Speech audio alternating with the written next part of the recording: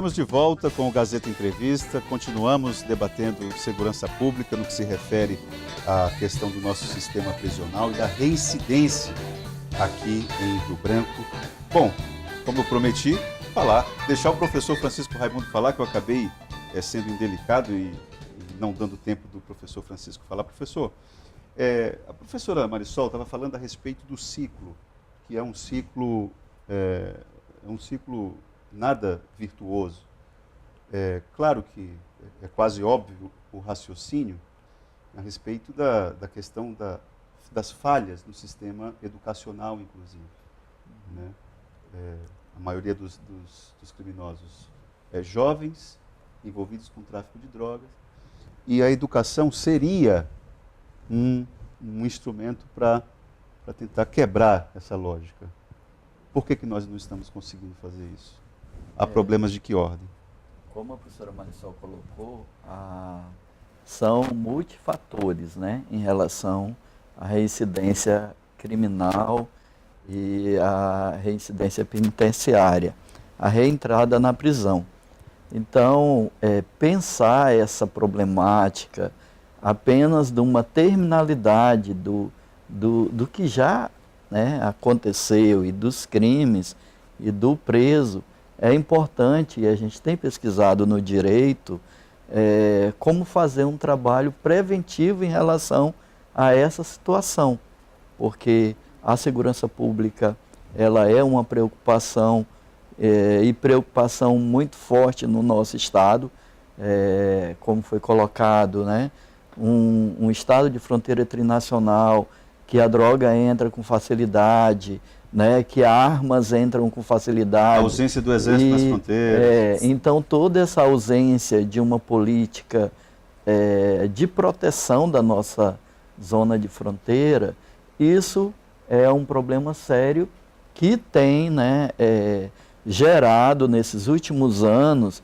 nesse mapa da violência, resultados colocando o estado do Acre entre os primeiros lugares no estado. Eu tenho conversado com professoras da rede pública de ensino, principalmente do ensino médio, ensino fundamental, e eu tenho percebido que quando a gente chega para conversar sobre a rotina da escola, sobre os problemas da escola, boa parte do tempo da conversa não é sobre educação em si. O que pauta a conversa é facção, questão da violência e da venda de drogas na comunidade.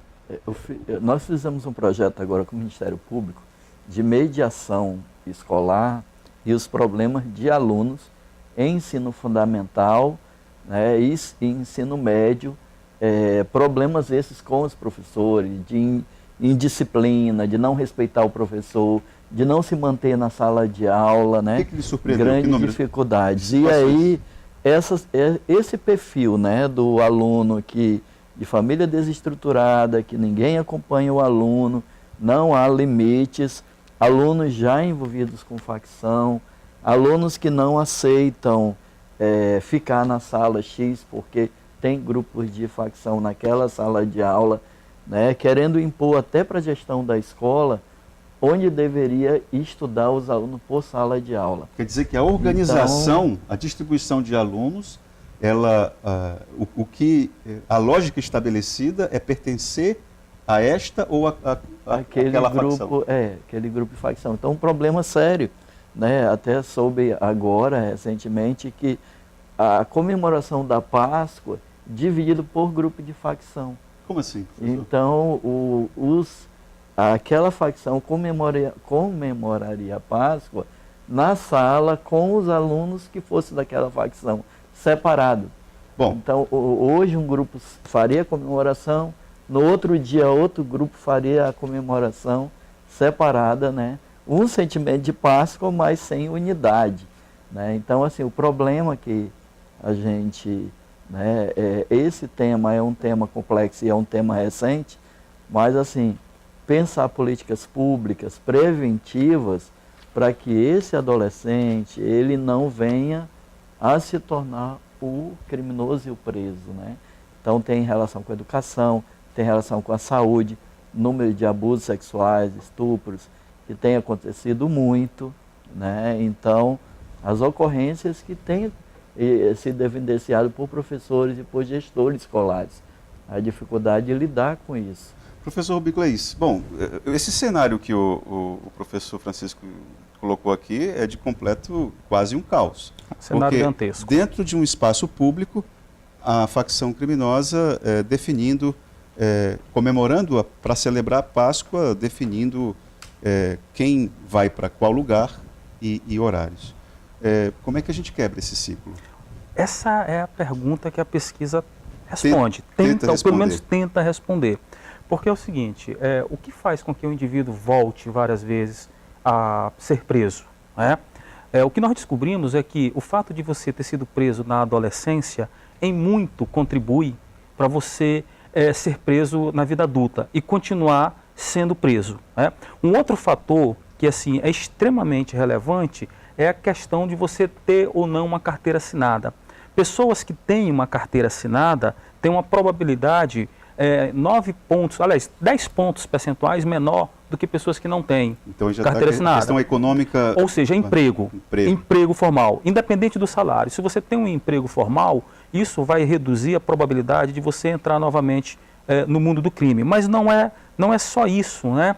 Quando você tem um curso profissionalizante, isso contribui muito para reduzir mais ainda a probabilidade de você ser preso novamente. Então veja, Itan, 3 pilares que as políticas públicas devem agir. A gente tem que impedir que esse adolescente entre no mundo do crime.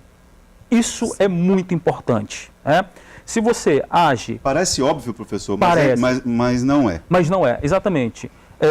Um adolescente que não entra no mundo do crime, ele tem uma probabilidade, em média, de 20 pontos percentuais a menos de ser preso e reincidir do que outro.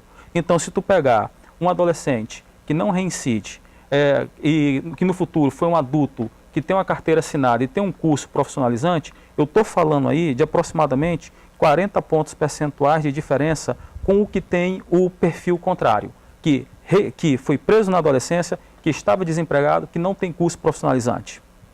Então, se a gente não tiver políticas públicas voltadas à adolescência, à geração de emprego e educação profissionalizante, não adianta colocar policial na rua, porque vai ser uma medida somente de curto prazo para resolver o problema. A gente tem que resolver isso a médio e longo prazo. Professora, muitas pessoas que estão nos assistindo defendem um ponto de vista que é senso comum, eu já vou assumindo essa premissa, de que o que está dentro dos presídios não tem jeito não. Esse é o raciocínio. Né? Então, assim, aquele raciocínio tanto são quanto... irrecuperáveis. São irrecuperáveis. Como é que a senhora contra-argumenta essa ideia? Então, esse ponto de vista também é percebido pelo egresso da prisão, por quem sai da prisão. Né? Existe o fator objetivo que leva ao crime e os fatores subjetivos. Então, nos fatores objetivos, a gente tem vários, como, por exemplo, estar na prisão. O que é a prisão hoje? A prisão é um lugar superpovoado, transborda preso. Né? A prisão, como ela está hoje, ela não consegue cumprir minimamente o que preconiza a Lei de Execuções Penais no tratamento do preso. O Estado é ausente nisso também.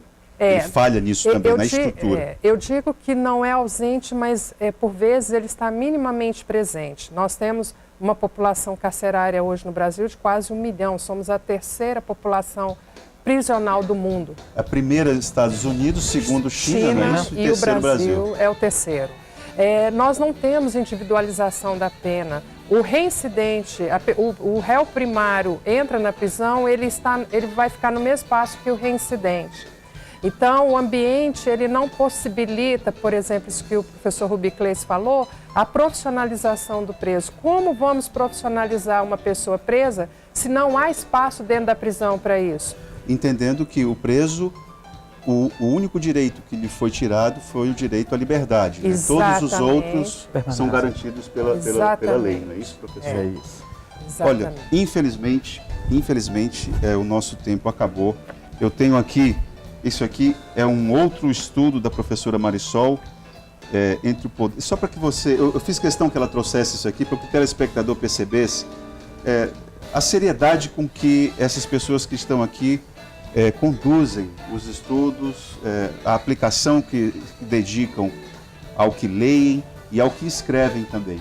Então, claro que esse tema, a gente nem de longe falou de tudo o que ele precisa ser falado a respeito dele, mas eu espero que dessa forma a gente tenha contribuído um pouco, para que a gente vá se familiarizando com os problemas que fazem parte da nossa ordem do dia, né, professora?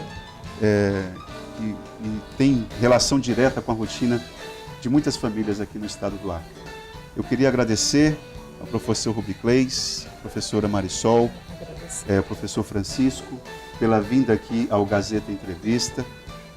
O convite fica aberto quando tiverem outros estudos. Acho que esse estudo que o professor Francisco falou aqui já pode ficar na frente da fila. O sistema socioeducativo. Sistema socioeducativo. E sistema educacional. Então já vamos deixar isso aí pré-agendado. E eu queria mais uma vez agradecer, lembrando que esse terceiro bloco do Gazeta Entrevista é um oferecimento da Verágua, a água mineral dos acreanos. Contamos com a presença de vocês na próxima semana. Boa Páscoa, até lá.